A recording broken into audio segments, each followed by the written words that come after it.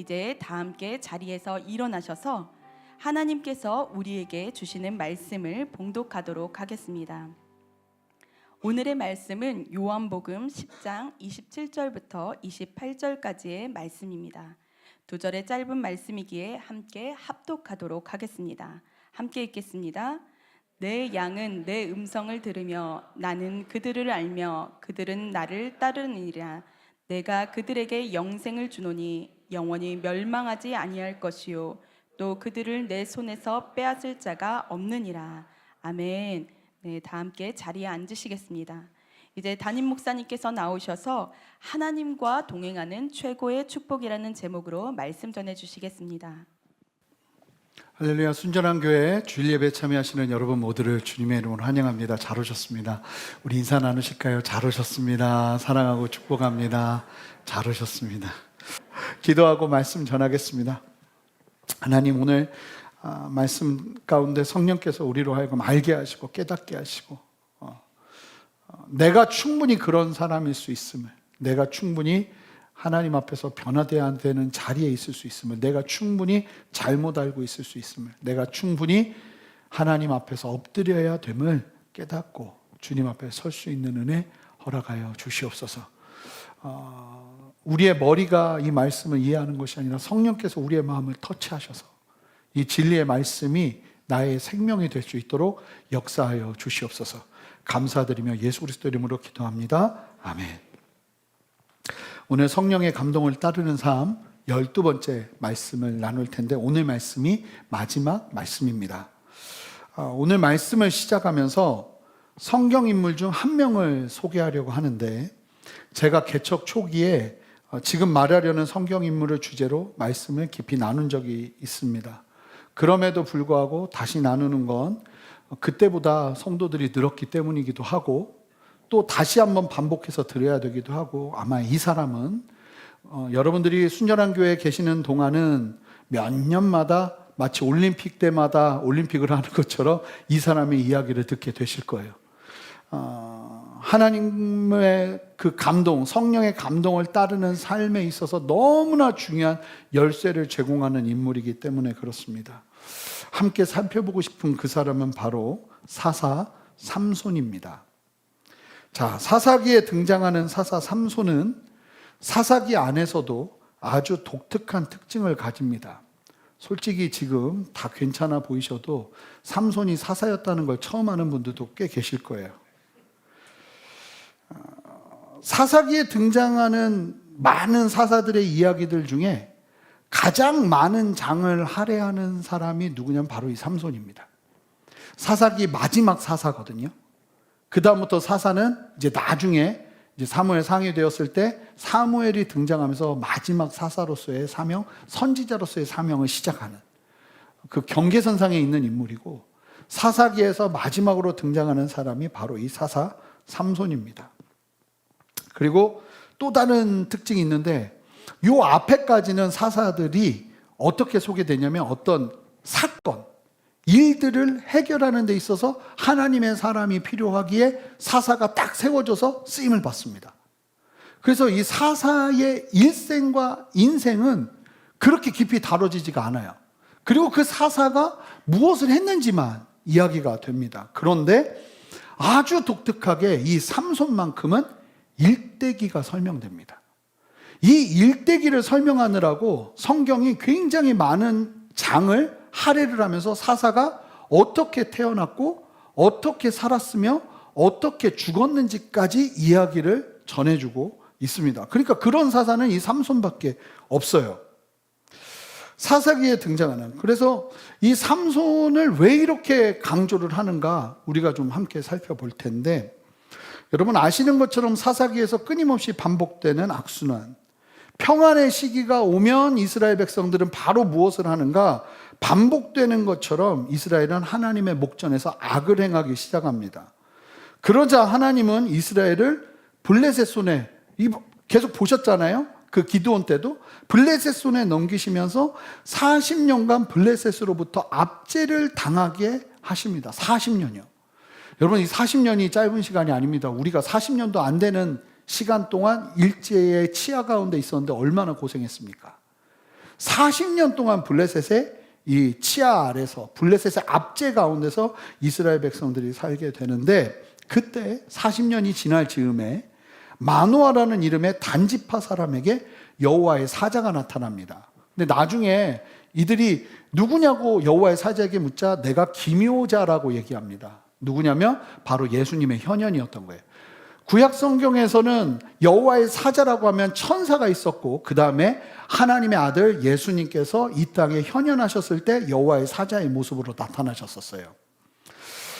중요한 것은 이 여호와의 사자, 하나님의 현현이신 예수님께서 나타나셔서 여호와의 사자의 모습으로 나타나셔서 마노아와 아내가 가지고 있었던 부부 사이의 문제를 해결하시는데, 그게 뭐냐면 자녀가 없었어요. 그런데 이 마노아에게 여호와의 사자가 임하더니 그의 아내에게 여호와의 사자가 이야기를 하시는데, 그의 아내에게 임하셔서 말씀하시는데 뭐라고 말씀하시냐면 네가 아들을 낳게 될 거라고 하나님이 선포하십니다. 그러면서 그 아들을 낳게 되면 그 아들은 세상에서 구별되어 자라고 살아가게 가르치라고 그래요. 그러면서 나시린의 서원을 지키도록 합니다. 나시린의 서원, 특별히 이 삼손에게 말씀하셨던 세 가지가 있었는데, 첫 번째, 포도주나 독주를 마시지 마라, 술 마시지 마라. 그래서 이 나시린의 서원을 지키는 사람은 포도밭도 들어가면 안 돼요. 그리고 두 번째, 부정한 것을 먹지 말라고 이야기하는데, 부정한 것은 죽음, 그리고 성경에서 음식 규례로 말하는 하나님이 부정하다고 하는 것은 입에도 대지 말라고 그래요. 그래서 죽은 짐승을 건드리는 것도 이거는 있을 수가 없는 일이에요. 그리고 세 번째, 삼손에게 하나님이 명령하신 게 뭐죠? 머리는 자르면 큰일 나니까 머리에 삭도를 대지 마라. 이게 세 번째 하나님의 명령이었어요. 그러면서 이 아이를 철저하게 구별되어 키우라고 말씀하세요. 그래서 아주 놀라운 말씀을 하시는데, 사사기 13장 5절에 보면 보라, 내가 임신하여 아들을 낳으리니 그의 머리 위에 삭도를 대지 말라. 이 아이는 태에서 나옴으로부터 뭐래요? 하나님께 바쳐진 나시린이라. 얘는 태어날 때부터 하나님께서 작정하고 하나님의 뜻 가운데 이 아이를 쓰려고 하나님께서 선택하신 아이라는 거예요. 근데 어떤 선택이요? 그가 블레셋 사람의 손에서 이스라엘을 구원하기 시작하리라. 블레셋 사람의 손에서 이스라엘을 구원할 사사로 내가 세울 것이기에 철저하게 세상에서 구별된 나시린으로 살게 하라고 하나님께서 그렇게 말씀하신 이유가 있어요. 보게 될 텐데, 그렇게 특별한 부르심과 사명을 가지고 태어난 아이가 바로 이 삼손이었습니다. 사사 중에 이런 사람이 없어요. 사실은 모세 다음에 어떤 인물들 중에 이렇게 구별된 사람이 없어요. 아주 특별한 하나님의 어떤 부르심과 구별된과 태어날 때부터 작정하심으로 이 아이가 태어난 거예요, 삼손이. 자, 그러면서 이제 삼손이 태어나는데 기가 막혀요. 24절, 25절, 13장 24절, 25절을 보시면 사사기, 그 여인이 아들을 낳음에 그의 이름을 뭐라고 짓냐면 삼손이라고 짓습니다. 근데 그 아이가 자라매 여호와께서 그에게 복을 주시더니, 막 아이가 자라는데 하나님께서 어떤 복을 주셨는지 모르는데 애가 그냥 그 복을 타고 나요. 그러면서 소나와 에스다올 사이 마하네단에서 여호와의 영이 그를 움직이기 시작해요. 성령께서 이 삼손을 어린 시절부터 다루면서 그를 이끌기 시작하세요. 그러니까 삼손은 어린 시절부터 여호와의 영의 이끌림을 받으며 사는 은혜를 경험했던 사람이에요. 실제로 그런 경우 있거든요. 뭐 애가 한 6살에 막 방언받고 성령 충만함 받고 그런 애들이 실제로 있었어요. 제가 간사로 있을 때, 공동생활할 때 어떤 간사님 애가 7살인데 기도하다 애가 방언을 하기 시작하더라고요. 사실은 한국말 뭐 7살도 잘하지만 막 하나님께서 놀랍게 역사하시는 것처럼 이 삼손이 아예 막 그런 특별한 삶을 살기 시작했던 거예요. 자, 보세요. 삼손은 기적적으로 잉태됐고요. 하나님의 선택을 받았어요. 그리고 하나님으로부터 구별된 나시린으로 살아가도록 하나님의 명령을 받고 태어났습니다. 그리고 하나님의 축복도 누렸죠.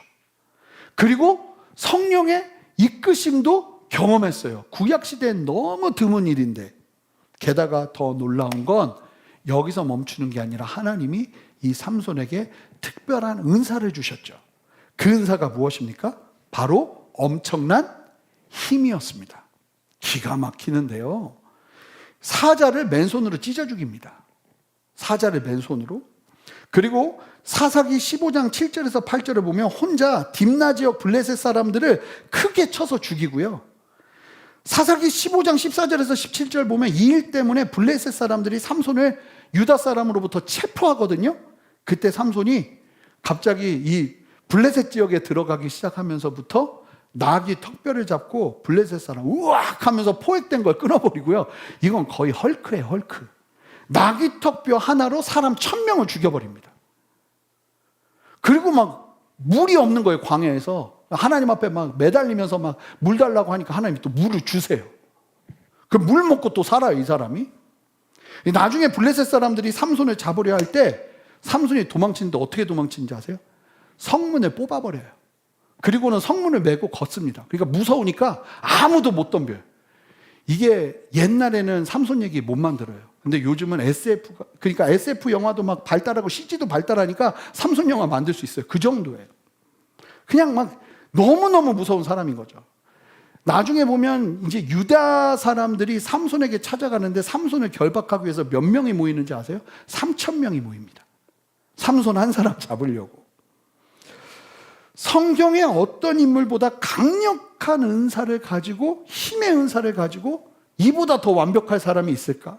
태어나면서부터 사명감을 가지고 능력과 하나님의 축복과 하나님의 놀라운 역사하심을 누리면서 자란 아이 삼손. 이 삼손을 뭐 하려고요? 이스라엘을 구원하려고요. 블레셋으로부터. 그런데 이 삼손이 딱 여기까지. 13장에서 여호와의 영이 삼손을 이끄니라 하고 난 다음에 이제 삼손이 자랍니다. 결혼할 나이가 됐습니다. 그런데 이 삼손이 어떤 사람으로 자랐는가? 바로 14장 1절부터 충격을 주기 시작하는데요. 함께 보시면 삼손이 딥나에 내려가서 거기서 블레셋 사람의 딸들 중에서 한 여자를 보고, 이스라엘 사람이 아니에요. 블레셋 여자를 보고 이뻤나 봐요.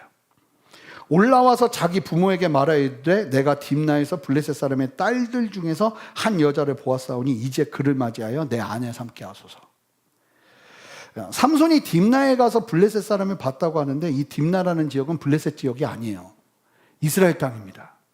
자, 무슨 얘기예요? 40년 동안 그냥 이스라엘 땅에서도 블레셋 사람들이 버젓이 살고 있었고 그들과 어찌 보면 혼합되기 시작했다는 걸 얘기해 주고 있는 거예요.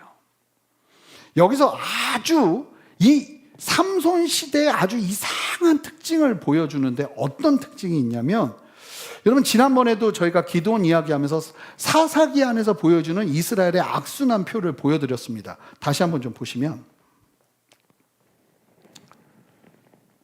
여러분 항상 평화와 축복이 오면 이스라엘 백성들은 가만히 있지를 않아요. 바로 뭘 하냐면 우상 숭배와 죄를 행하면서 하나님 앞에 악을 쌓습니다.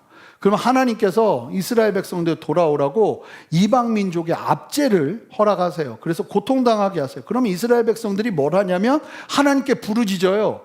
그러면 사사가 등장해서 구원을 하는데, 여러분 이게 사사기 마지막 사사라고 그랬잖아요. 이쯤 되니까 어떤 일이 벌어지는지 아세요? 이스라엘 백성들이 블레셋에게 40년간 압제를 당하는데 요걸 안 해요. 요걸 안 해버려요. 40년간 이방 민족의 압제를 당하는데 이스라엘 백성들이 그냥 편하게 살아요. 블레셋 사람들이 이끄는 대로 블레셋 사람들의 통치를 받으며 나아가는데 하나님께 부르짖지 않아요. 여러분 단적으로 알 수 있는 게 뭐냐면요, 하나님의 사자로부터 하나님의 사명을 가진 아들을 마노아가 그 아내가 낳았잖아요. 얘는 하나님의 사명을 갖고 태어난 거란 말이에요. 그리고 이 사람이 하는 말 보면 어찌 유대인이 이방인을 할례받지 않은 여자를 아내로 취할 수 있냐, 이런 생각까지 있는 사람이에요. 그런데 아들을 딱 낳더니 아들 이름 뭐라고 줬어요? 삼손이라고 줬죠. 삼손이 무슨 뜻인지 아세요? 작은 태양이에요. 이게 무슨 의미냐면 유대인 신앙의 이름이 아니에요. 갈릴리식 우상숭배자들 이름이에요. 작은 태양, 태양신을 섬기거든요. 작은 태양은 쉽게 말하면 여러분 보세요. 하나님의 사명을 갖고 애를 낳았는데 애 이름을 불교식으로 지은 거예요. 그랑 똑같아요. 근데 이거에 대해서 개념이 없어요. 이게 문제라는 생각을 안 해요. 얘는 귀한 아들이니까 얘를 삼손이라고 짓자. 작은 태양이라고 짓자. 얼마나 이교 문화에 물들고 있었는지를 알 수 있죠. 그러니까 잘 보시면 하나님의 사역자 삼손이 이런 말도 안 되는 삶을 살기 시작해요. 그러니까 그 이스라엘 사람들은 어느 수준이냐면 하나님께 부르짖지도 않고 기도도 하지 않고 삼손 다음 세대를 보면 정말 천인공노할 짓들이 이스라엘 민족들 가운데 행해지기 시작합니다. 그냥 가나안화가 돼버립니다. 사실은 그때 하나님이 사무엘을 세우셔서 이스라엘 민족을 정비하기 시작하고 그 어지러운 시기에 다윗이라는 사람이 나온 거예요.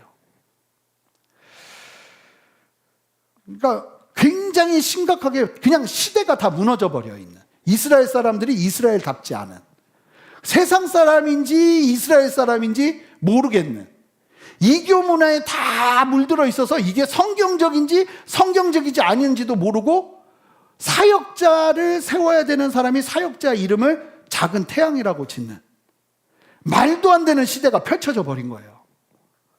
거기에서 하나님이 너무 말도 안 되는 시대다 보니까 그냥 사사를 세우면 안 되겠는 거예요. 태어날 때부터 구별해서 하나님께서 분명하게 은혜를 주시면서 세우는 하나님의 사람을 세워야 되는데 이 사람이 태어나서 어릴 때는 하나님의 영의 인도하심을 받았는데 자라고 나더니 뭔 짓을 하는가? 보세요.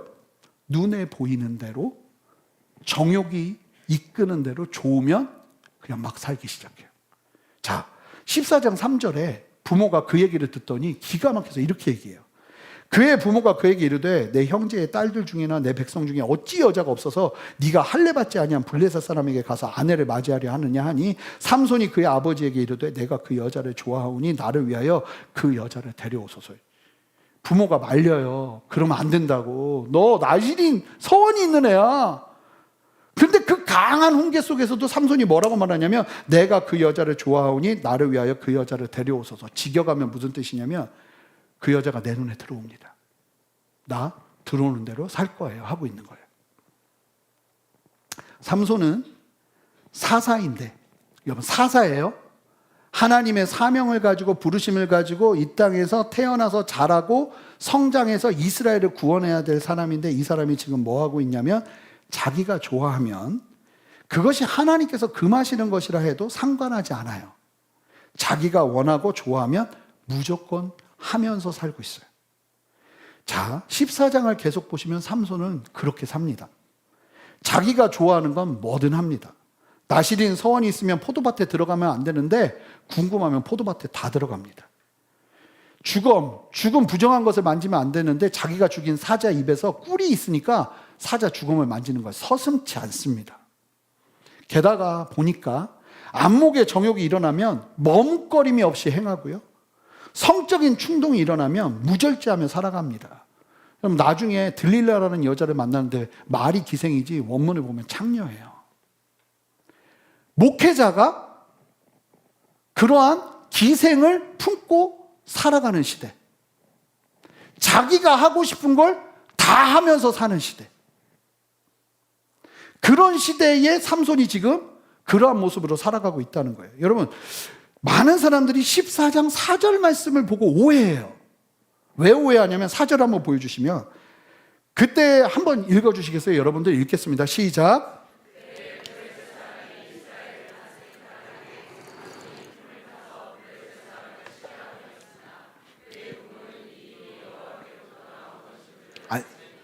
여러분 이 말씀이 이러다 보니까 이렇게 번역이 돼 있다 보니까 오해할 수 있어요. 삼손이 하나님의 특별한 이 막 스파이 명령을 받았어요.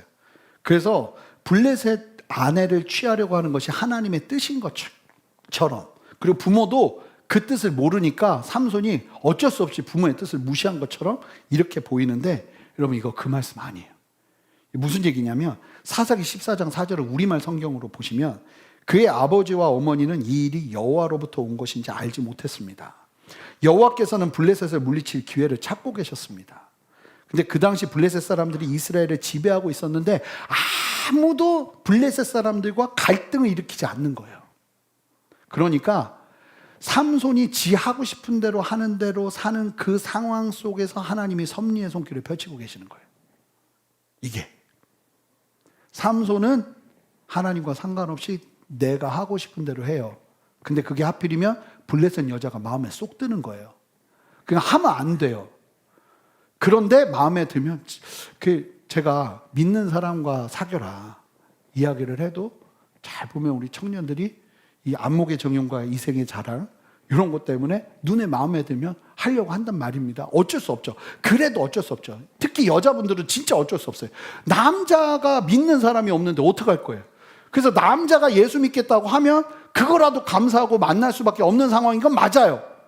그럼에도 불구하고 내가 충분히 선택할 수 있는 상황들 속에서 사실은 이게 쉽지 않거든요. 근데 저 목회자잖아요.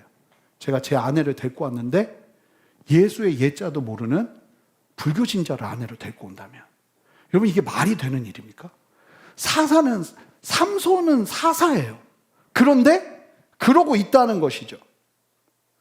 그런데도 이상하지 않아요. 내가 마음에 들면 하겠다는 거예요.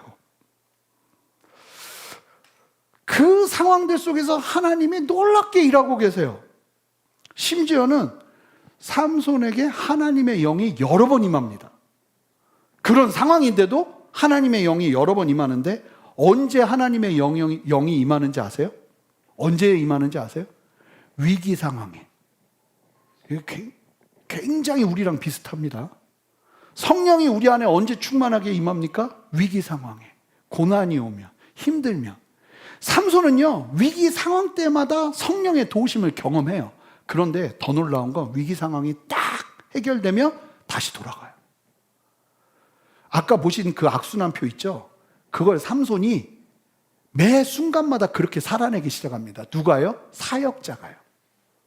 일반 성도들이 아니라 사역자가 그렇게 살고 있는 시대니까 얼마나 심각하게 무너져 있는 거예요?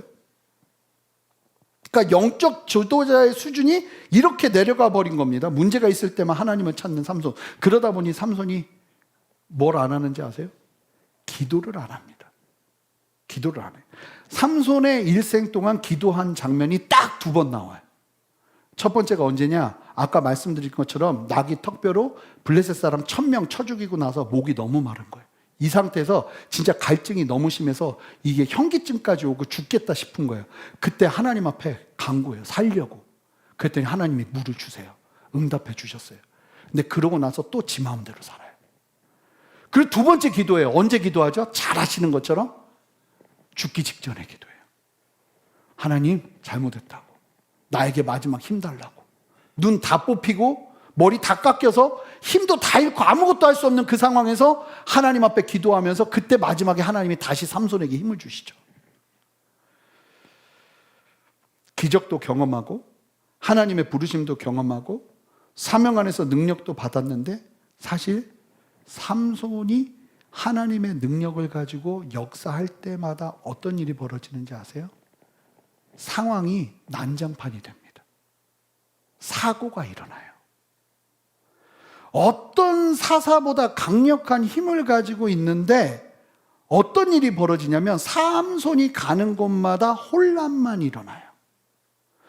어떤 선한 영향력도 끼치지 못해요. 단적으로 이 사사 삼손에게 놀라운 역사가 일어나는 걸 이스라엘 사람들이 다 보고는 어떻게 하는지 아십니까?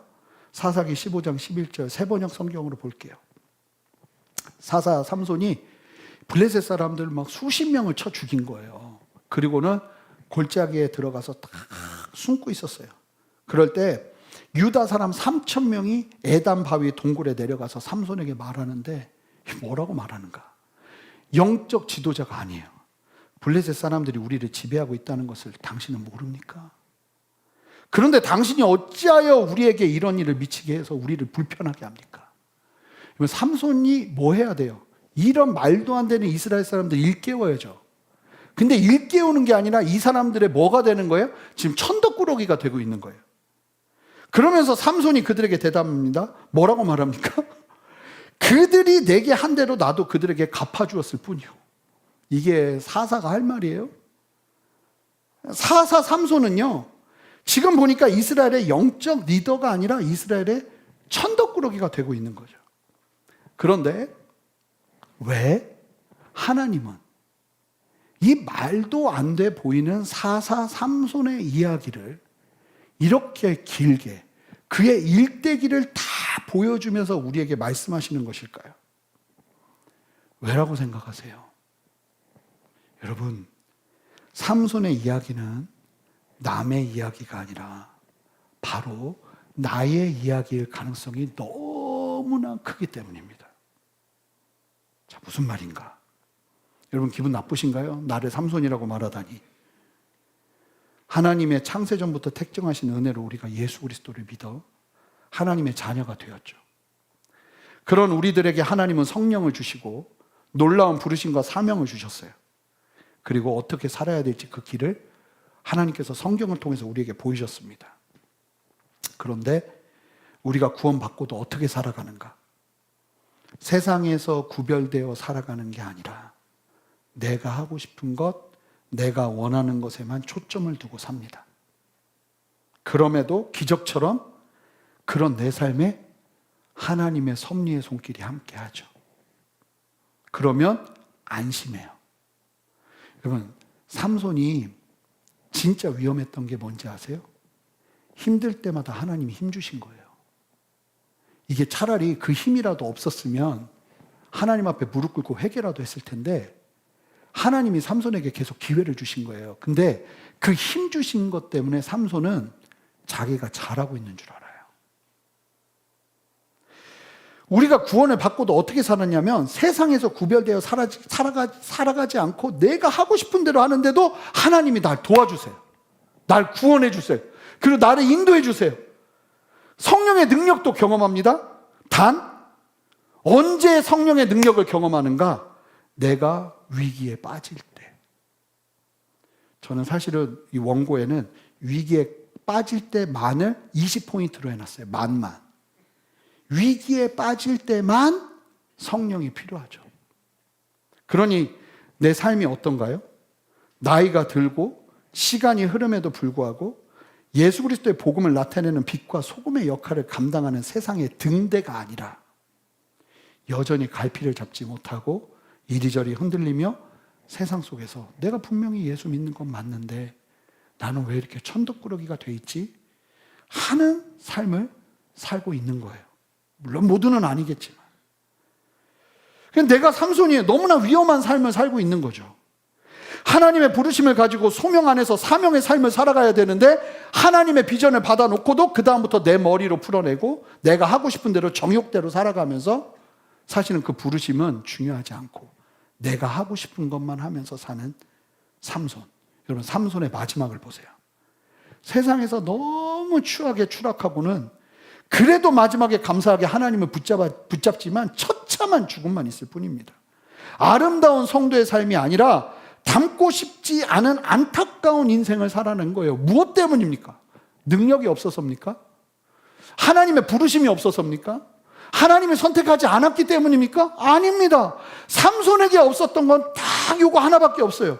자, 오늘 본문 말씀을 읽겠습니다. 자, 27절, 28절 여러분 한 목소리로 읽어주시기 바랍니다. 시작.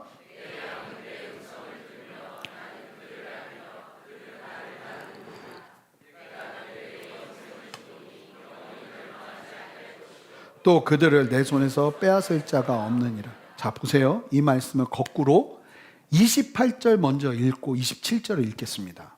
자, 28절 한 목소리 읽습니다. 시작.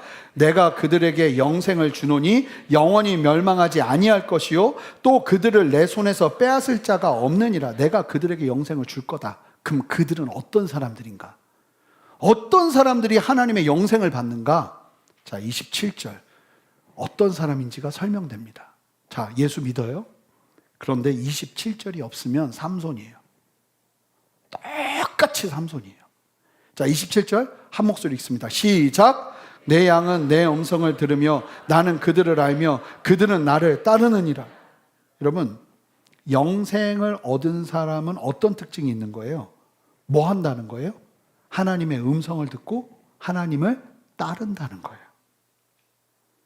하나님을 알고 하나님을 따르는 삶을 살아간다는 거예요.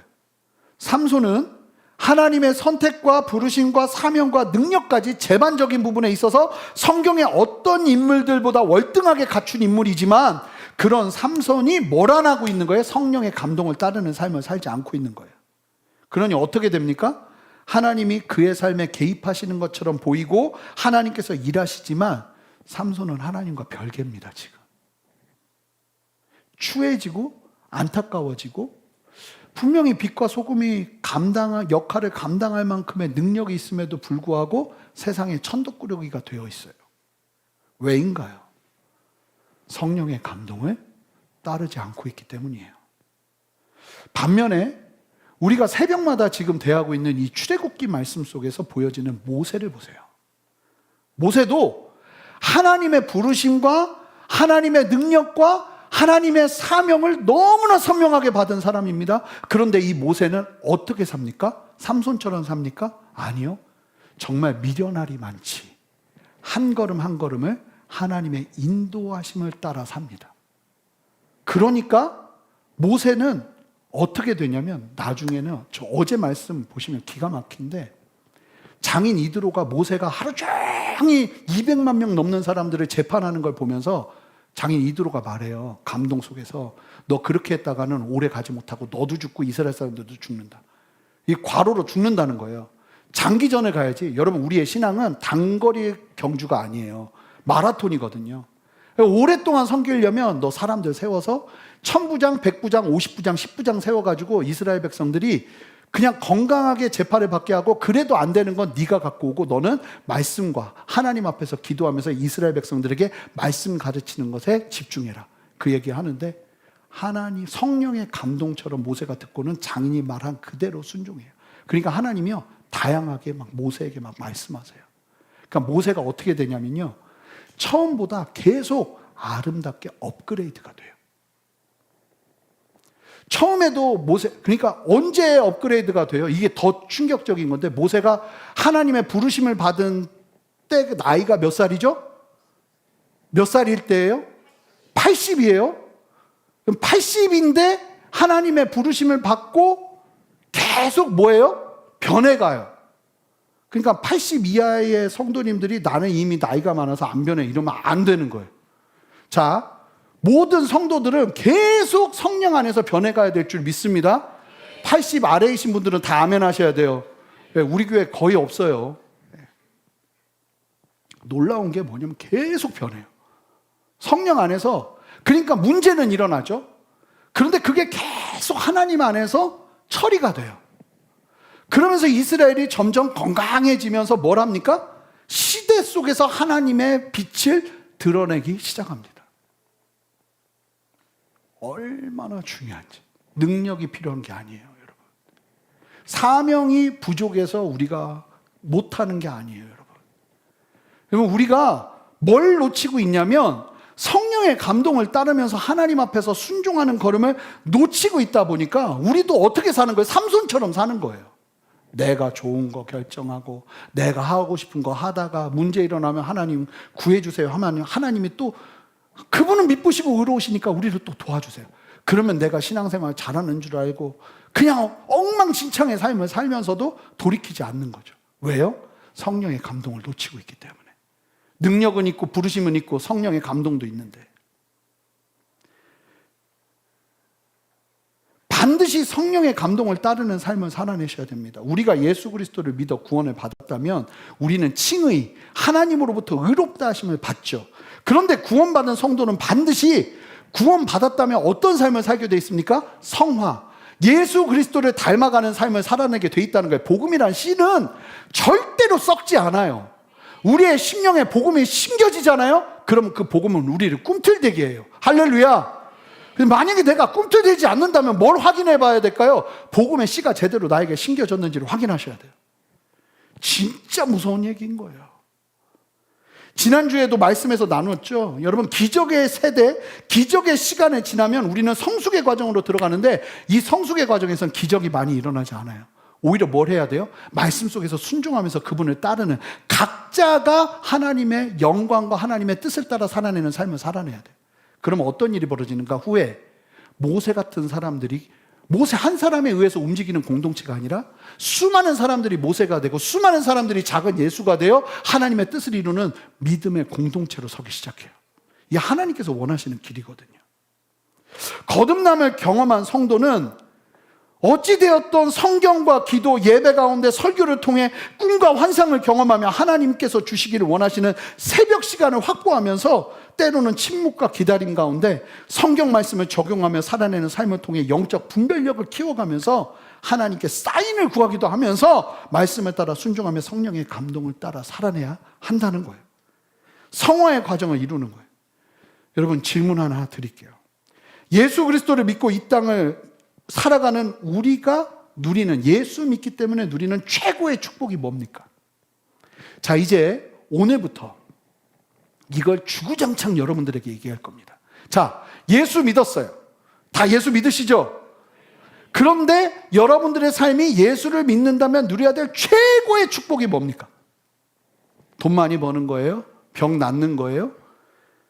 여러분, 진정한 최고의 축복은 여기에 귀결돼야 될 줄 믿습니다. 그래서 여러분, 예수 믿는데 최고의 축복은 뭡니까 하면 다 이거 딱 얘기하셔야 돼요. 이제 앞으로 나올 때까지 계속 물을 겁니다. 자, 요한복음 14장 16절에서 17절 우리 한 목소리로 읽습니다. 시작. 내가 아버지께 구하겠으니 그가 또 다른 보혜사를 너에게 주사 영원토록 너희와 함께 있게 하리니. 자, 영원토록 너희와 함께 있게 하리니. 17절. 그는 진리의 영이라 세상은 능히 그를 받지 못하라니 이는 그를 보지도 못하고 알지도 못함이라. 그러나 너희는 그를 아나니 그는 너희와 함께 거하시며 또 너희 속에 계시겠습니다. 뭡니까 최고의 축복? 미가서 말씀 보겠습니다. 6장 8절. 사람아, 주께서 선한 것이 무엇임을 너에게 보이셨나니 여호와께서 너에게 구하시는 것은, 구약시대예요, 구하시는 것은 오직 정의를 행하며 인자는 하나님이요 하나님을 사랑하며 겸손하게 내 하나님과 함께 행하는 것이 아니냐. 여러분, 예수 믿는 사람이 누리는 가장 큰 축복은 하나님과의 동행이에요. 성령의 감동을 따르는 삶이에요. 이 삶이 우리를 고난 가운데로 이끌 수도 있어요. 어려움 가운데로 이끌 수 있어요. 그런데 이게 없으면 위험해요. 여러분들이 힘을 갖고 능력을 가지고 아주 놀라운 삶을 살아낸다 할지라도 만약에 하나님과의 동행을 놓쳐버린다면 제2의 삼손이 될 뿐이에요. 실제로요. 여러분, 수많은 그리스도인들과 교회가 세상의 빛과 소금이 아니라 세상의 천덕꾸리끼처럼 되어버린 이유는, 오늘날 제2의 삼손처럼 되어버린 이유는 무엇입니까? 정확하게 말씀드리면 내 마음대로 살기 때문입니다. 성령의 감동을 따르는 삶을 놓쳤기 때문이에요. 고난의 때뿐만 아니라 오히려 평안의 때에도 우리의 일상 속에서도 성령 그분 안에 계시기를 주님의 이름으로 축복합니다. 그러면서 순종하며 살아내는 거예요. 여러분, 우리가 누리는 최고의 축복은 성령의 감동을 따르며 하나님과 동행하는 삶을 사는 거예요. 그 삶이 나를 때로는 사망의 음침한 골짜기를 만나게 해도 최고의 축복은 여전히 그분과 동행하는 거예요. 만약에 그것이 없다면 여러분, 계속 삼손처럼 어떤 능력을 갖고 어떤 일을 행하고 어떤 결과를 가지고 내가 어떤 사명을 가지고 위대한 일을 하는 것, 여기에 초점을 맞추고 내가 가진 것이 없네, 내가 힘드네, 내가 어려운 건 어렵네, 여기에만 초점을 맞추기 시작하면 굉장히 위험한 신앙으로 들어갈 수밖에 없는 거예요. 저에게 가장 중요한 게 뭘까요? 예수님 그분과 동행하는 거예요. 그런데 제가 그렇게 동행해도 위험한 얘기지만 저도 병에 걸릴 수 있어요. 저희 애들이 그렇게 뛰어나지 않을 수도 있어요. 고생을 할 수도 있어요. 그렇다고 제 걸음이 잘못될 수 없는 것, 지금 나와 주님이 동행하시기 때문이에요. 만약에 주님의 동행하심보다 무언가 다른 것이 더 중해버리면 굉장히 위험한 신앙 안으로 들어가는 거예요. 저희 장인어른이 생전에 계실 때, 지금 굉장히 우리나라에서 거의 손가락에 꼽히는 대형교회 장로님이셨는데, 그 교회가 막 한참 우리 교회처럼 막 성장할 때, 장소가 없어서 학교 강당 빌리고 할 때, 이 스피커 나르다가 막 계속 무거운 거 몇 년 동안 하시다가 탈장이 났어요. 그래도 성실하게 섬기고 누구에게도 말도 안 하셨어요. 저도 왜 탈장 수술을 했는지 나중에 알았어요.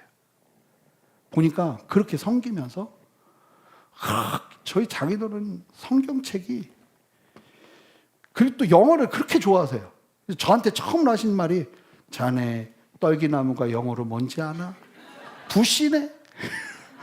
조지 부시가 바로 그 이름이네. 난 지금도 기억해. 성경에 보면 막 글씨가 얼마나 많은지 몰라요. 우리 장인어른이 췌장암 말기로 3개월 산다는 판결을 받았어요. 얼굴이 흑빛이 되시더라고요. 근데 제가 놀랬던 게 뭐냐면 원망하더라고요. 내가 예수님 이렇게 믿었는데 왜 나에게, 믿음의 근간이 흔들리시더라고요. 깜짝 놀랐어요. 그리고 같이 기도했죠. 다행히 그 시간 속에서 우리 장인어른이 복음 안에서 믿음을 온전히 붙잡으셨어요. 원래는 3개월 산다고 그랬는데 7년을 살게 하셨어요. 그리고 우리 장인어른 언제 쓰러졌는지 아세요? 장로 퇴임하는 날. 퇴임식하고 그 다음날 쓰러지셨어요. 그리고는 주님 품에 안기셨죠.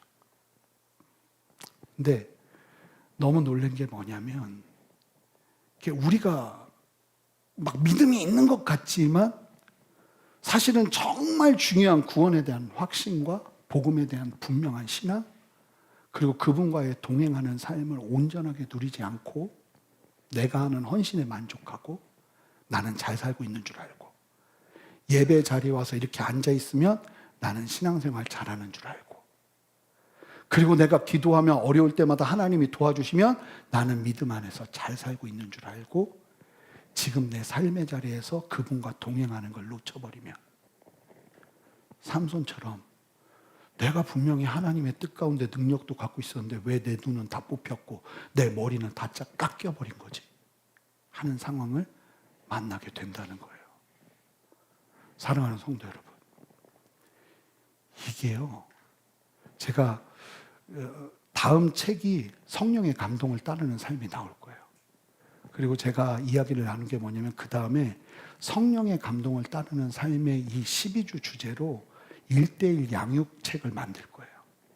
그래서 우리 교회, 순전한 교회 성도님들은 예수 믿고 나면 성령의 감동을 따라서 살아야 되는 게 무엇인지를 알 수 있도록 가르치고 배우고 가르치고 배우면서, 다른 건 몰라도 일평생 성령과 동행하는 삶을 살아낼 수 있는 도전이 끊임없이 이 교회 안에 있을 수 있도록 하나님께서 길을 열고 계세요. 근데 제가 왜 사도행전을 말씀 전하게 하셨는지를 알겠고, 전하다가 이게 큰일 나겠는 거예요. 야, 이거 보니까 이게 너무 중요한데, 예수 믿는데 성령의 감동을 따라서 어떻게 내가 동행해야 되는지도 모르고 신앙생활하면 이거 정말 위태해지겠구나. 그리고 12주를 말씀을 전하는데 마지막에 이 말씀 가운데 다시 삼손을 전하게 하시면서 하나님이 주시는 감동이 뭐냐면, 지금 이 땅에 제2의 삼손이 수두룩 딱딱하구나. 예수 잘 믿는 줄 알고 능력 있고 부르심 있고 성령의 감동도 경험하는데 내가 하고 싶은 것만 하면서 내 눈앞에 있는 사명은 잊어버리고 내 육신의 정욕과 안목의 정욕과 이생의 자랑만 쫓고 살아가는 인생이 어쩌면 우리의 이야기는 아닐까. 너무너무 무서운 거죠. 너무너무. 우리 교회 안에 있으면서 만약에 그거를 방치해 두고 제가 목회를 한다면 저는 여러분들 떠나려 가는데 구경하는 사건 목자입니다. 저희 교회는 앞으로 일평생, 우리 교회의 정체성은 예수 믿는 사람이 성령의 감동을 누리며 이 땅을 살아내게 하는 게 우리의 걸음이 될 거예요. 그리고 여러분, 진짜 불쌍한 사람은 누군지 아세요? 차라리 세상에서 내 마음대로 살다가 지옥 가면 그래도 원 없이 살았으니까 할 말도 없겠죠. 근데 진짜 불쌍한 사람은 교회 안에 있다가 구원받지 못하는 사람이에요. 삼손같이 사는 사람들. 하나님이 원하시는 건 하나래잖아요. 뭐래요? 하나님과 동행하는 것 아니냐. 그러려고 내가 성령을 보낸다 했는데 성령 그분은 내 인생에 중요하지 않고 내가 하고 싶은 대로만 하면서 인생을 살아내다가, 왜 나는 예수님을 잘 믿고 있었는데 지금 여기는 아수라장이 돼 있지? 내 삶은? 내 상황은 왜 아수라장인지 그 원인조차도 깨닫지 못하고 하나님 앞에 엎드리지 못하고 살아가는 우리의 인생이 있다면, 여러분, 무엇만 제대로 하면 성령의 감동 앞에 엎드리는 삶을 다시 한번 회복하기만 한다면 저는 어떠한 인생도 소망이 있다고 저는 믿어요. 나라가 풍전등화죠.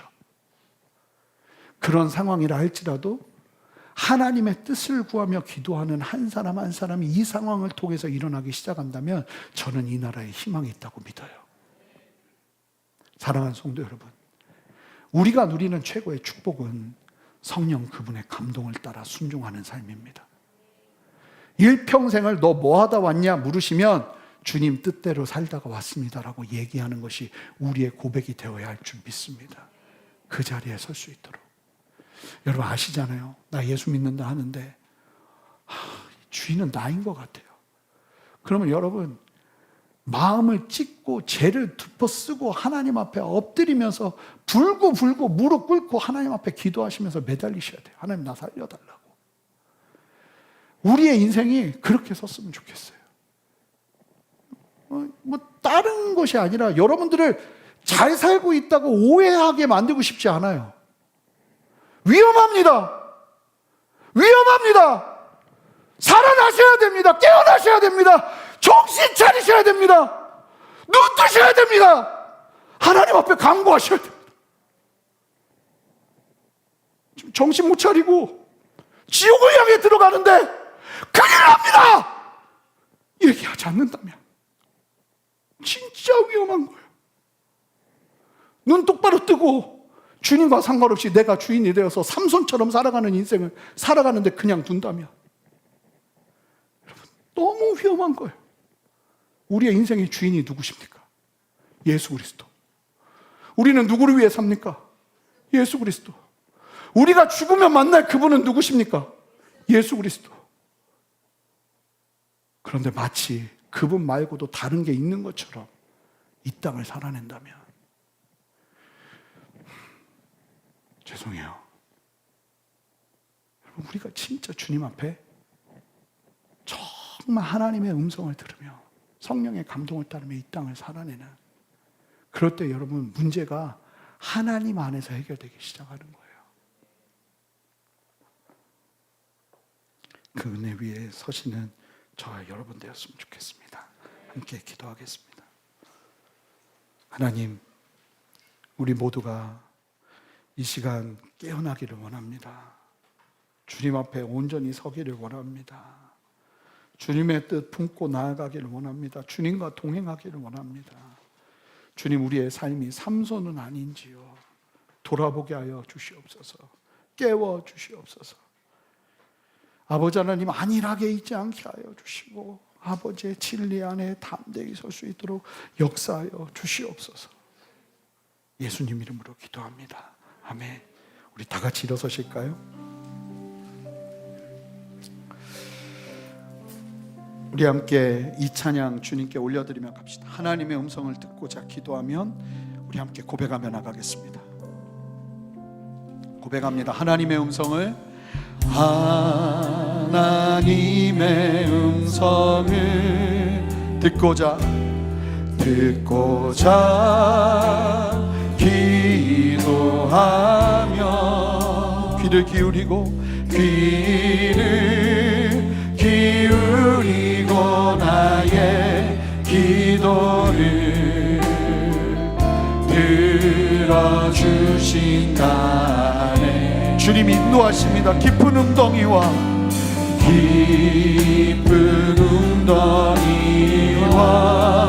수렁에서 끌어주시고 나의 발을 반석 반석 위에 세우시사 나를 튼튼히 하셨네. 새 노래로 부르자 랄라라. 하나님께 올릴 찬송을 새 노래로 부르자. 새 노래로 부르자. 하나님 사랑을 주를 의지하고 여러분의 목소리로 고백하세요. 교만하지 않으며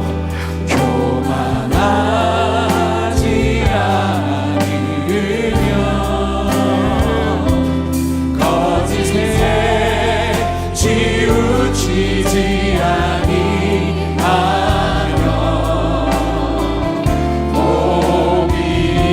우리 주님께 두 손을 들고 고백합시다. 여호와 나의 주는 여호와 나의 주는 크신 권능의 주라. 주의 크신 권능으로 우리들을 사랑하여 주시네. 함께 고백합니다. 새 노래로 부르자 랄라라. 하나님께 올릴 찬송을 새 노래로 부르자. 새 노래로 부르자.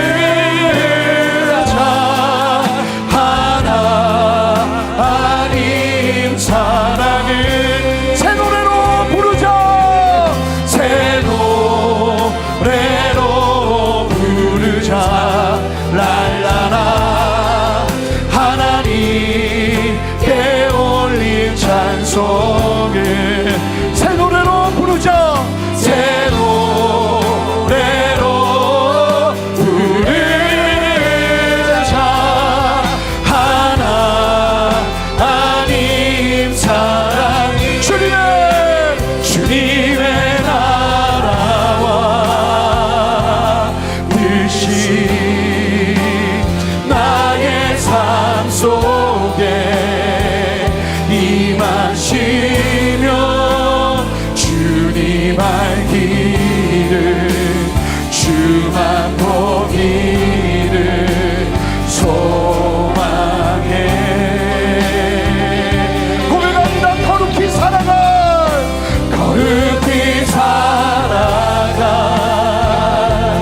힘과 두려움 없는 믿음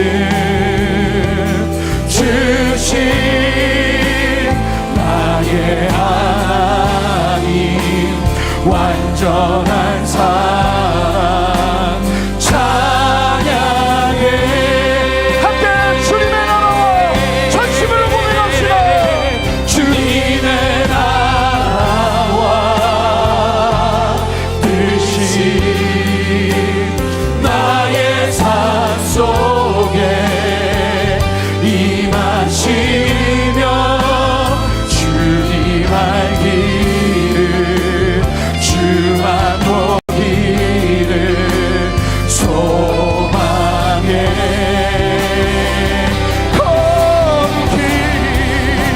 거룩히 살아가 힘과 두려움 없는 믿음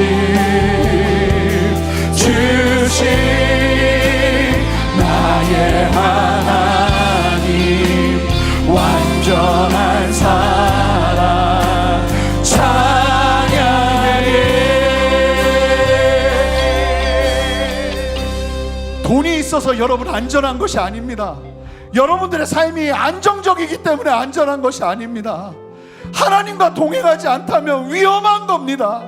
우리 함께 깨어서 기도하며 나갈 때 하나님, 내가 보니까 삼손입니다. 하나님, 내가 삼손으로 살고 있습니다. 하나님, 나를 변화시켜 주시옵소서. 복음으로 새롭게 하여 주시옵소서. 함께 두 손을 들고 하나님, 내가 주님과 동행하기를 원하오니 그 삶을 붙잡으며 살아가기를 원합니다. 함께 주님의 이름 한번 부르며 기도합니다. 주여 하나님, 이 시간 살려주시옵소서. 이 시간 새롭게 하여 주시옵소서. 이 시간 보게 하여 주시옵소서. 이 시간 깨닫게 하여 주시옵소서. 하나님만 바라보게 하시고 하나님의 나를 있게 하시고 하나님의 역사하심을 있게 하시고 하나님만 바라보고 설수의 은혜를 허락하여 주시옵소서. 두려워하지 않습니다. 하나님과의 동행이 중요합니다. 하나님, 나를 붙드셔야 합니다. 하나님, 역사하여 주시옵소서. 주님, 이끌어 주시옵소서. 붙들어 주시옵소서. 하나님, 새롭게 하여 주시옵소서. 하나님으로 만족합니다. 하나님으로 만족합니다. 하나님, 내가 주님이 필요합니다. 주님, 나의 삶을 돌보아 주시옵소서. 나의 삶을 붙잡아 주시옵소서. 새롭게 하여 주시옵소서. 온전하게 하여 주시옵소서. 하나님, 주님의 마음을 부어 주시옵소서. 하나님, 살려 주시옵소서. 하나님, 온전케 하여 주시옵소서.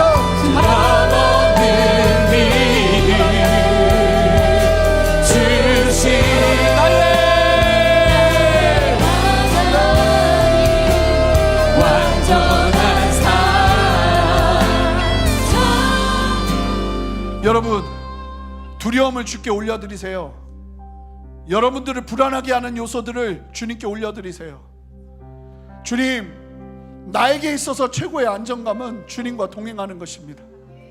그것을 놓치고 있다면 위기라 여기며 나아갈 수 있는 믿음 주시고, 하나님, 지금 나와 함께 하시기에 아버지, 지금의 이 문제도 두려움 없이 풀어낼 수 있을 줄 믿사오니 하나님, 나와 동행하여 주시옵소서. 여러분, 이걸 놓치게 하는 게 뭐냐면 두려움과 불안이에요. 염려예요. 그것이 안 되면 내 인생이 끝날 것처럼, 하지만 그것보다 더 중요한 하나님과의 동행이 안 되면 우리의 인생이 소용이 없는 것이죠. 하나님, 바꾸어 주십시오. 하나님, 내가 십자가 앞에 나의 염려와 두려움과 불안을 십자가 앞에 못 박습니다. 그리고 내가 주님과 함께 동행하기를 원합니다. 성령 하나님, 나를 깨워 주시옵소서. 성령 하나님, 나를 온전하게 세워 주시옵소서.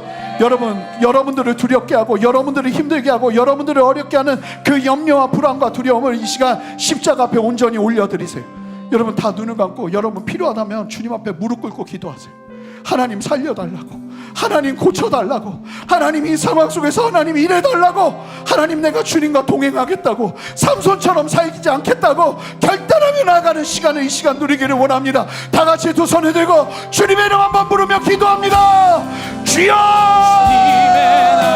하나님, 이 시간 우리를 살려주시옵소서. 이 시간 우리를 새롭게 하여 주시옵소서. 하나님, 한 사람 한 사람을 새롭게 붙잡으시는 아버지의 생명의 손길을 온전하게 드리며 주 앞에 엎드릴 수 있는 은혜를 허락하여 주시옵소서.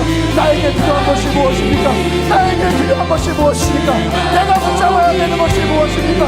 내가 언제나 붙잡아야 되는 영역이 무엇입니까?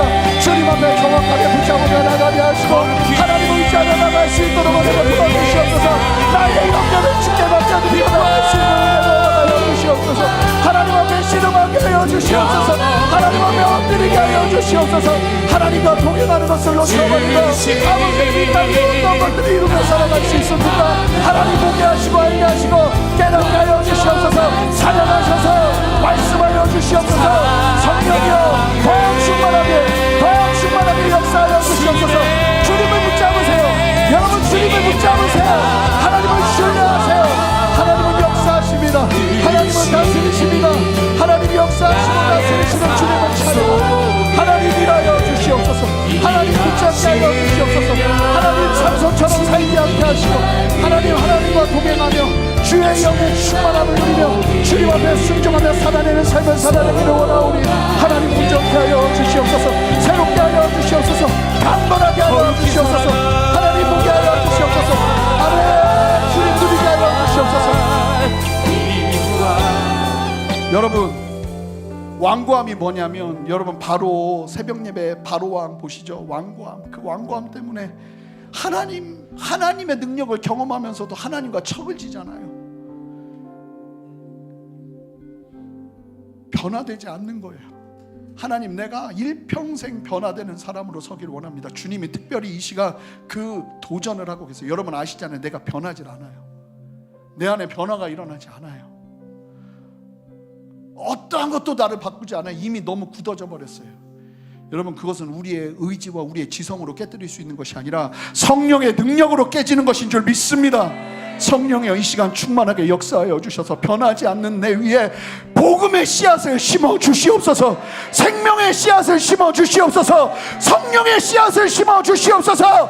모든 왕관들은 예수 이름으로 명하노니 무너질지어다, 깨어질지어다. 우리 주님 앞에 두 손을 들고 하나님, 내가 완고하지 않기를 원합니다. 변화되기를 원합니다. 80이 된 모세도 이렇게 아름답게 변화되는데 하나님, 내 인생이 주님 안에 변화되기를 원하오니 하나님, 나 빚어가 주시옵소서. 한 번 더 주님 앞에 간절히 기도하며 결단하며 나갑니다. 함께 주님의 이름 부릅니다.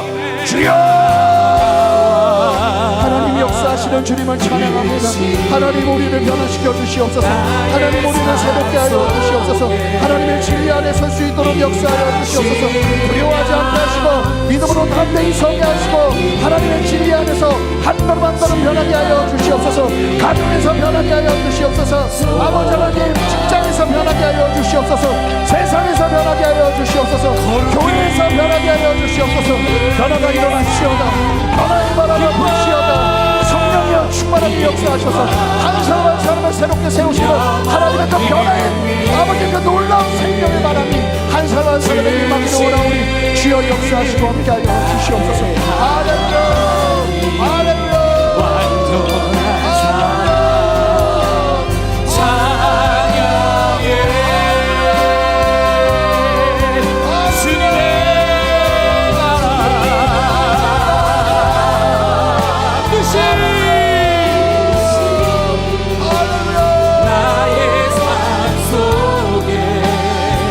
여러분,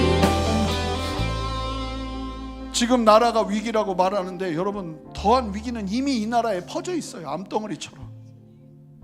하나님과 동행하지 않고도, 하나님과 함께하지 않고도, 아니 삼손 시대는 둘째치고 진리 자체가 무너져 버려 있는 이 시대, 이 상황에서 일어나는 이 모든 일들 속에서 우리가 해야 될 것은 하나님 앞에 겸비하여 기도하며 회개하는 거예요. 하나님, 이 나라 아버지 하나님이 여전히 하나님을 의지하며 나가는 주의 백성들이 온전히 살아날 때 이 나라에 소망이 있는 줄 믿사오니 하나님, 이 나라의 죄악을 용서하여 주시옵소서. 음란과 분열과 아버지 다툼과 믿지 못하는 불신과 그 모든 요소들이 주님 안에 다시 한번 새롭게 되어지는 거룩한 성령의 바람이 이 나라 위에 불게 하여 주시옵소서. 한 번 더 기도합시다. 하나님, 이 나라 공의를 여겨 주시옵소서. 이 나라의 죄악을 용서하여 주시옵소서. 우리가 함께 주님 앞에 엎드리며 기도하기를 원합니다. 한 번 더 기도하겠습니다. 기도합니다. 주님 역사하시는 주님을 찬양합니다. 하나님, 은혜 베풀어 주시옵소서. 하나님, 보게 하시고 알게 하여 주시고 아버지, 이 대한민국이 하나님 앞에 천천히 엎드리며 아버지 하나님, 무너져버려 있는 영적인 기준과 무너져버려 있는 영적인 거룩한 것, 무너져버려 있는 아버지 하나님 앞에도 온전히 말씀 앞에 서지 못했던 성도들이 성도답지 못하고 아버지, 예수 믿는 사람들이 예수 믿는 사람답지 못하고 정체성을 누리지 못하고 아버지, 넘어져 있었던 죄악을 회개하며 나라를 위해 기도할 수 있는 은혜를 허락하여 주시옵소서. 하나님, 하나님 안에 소망이 있는 줄 믿사오니 하나님, 은혜를 풀어주시고 한 사람 한 사람 세우시는 하나님의 성령의 역사를 보게 하여 주시옵소서. 감사합니다 주님, 감사합니다 주님. 역사하시는 주님을 찬양합니다. 할렐루야, 할렐루야. 하나님 감사합니다. 오늘 이 말씀 아버지, 12주간 성령의 감동을 따르는 삶 도전하여 주시니 감사합니다. 이것이 우리의 삶에 새겨지기를 원합니다. 하나님, 우리의 삶 속에서 성령의 그 동행하심을 온전히 누리며 하나님과 친밀함을 누리는 아버지 참된 인생이 아버지 믿는 성도로서의 마땅한 삶이 우리 안에 회복되어지기를 원합니다. 주여, 회복시켜 주시옵소서. 그 일을 통해서 하나님이 가정을 변화시키시고 직장을 변화시키시고 아버지는 교회를 변화시키시고 나라를 변화시킬 줄 믿습니다. 내가 변하지 않는데 어떻게 변하겠습니까? 하나님, 나 스스로가 하나님 앞에 엎드리게 하시고 무릎 꿇게 하시고 눈물을 흘리게 하시고 성령의 감동을 따라 나의 의지가 나의 좋아함이 아닌 하나님의 뜻을 따라 순종할 수 있는 거룩한 그 첫걸음이 시작되게 하셔서 그 안에서 행하시는 하나님의 놀라운 생명의 역사를 보게 하여 주시옵소서. 감사드리며 예수 그리스도 이름으로 기도합니다. 아멘. 우리 주님께 영광의 박수 올려드리겠습니다. 할렐루야.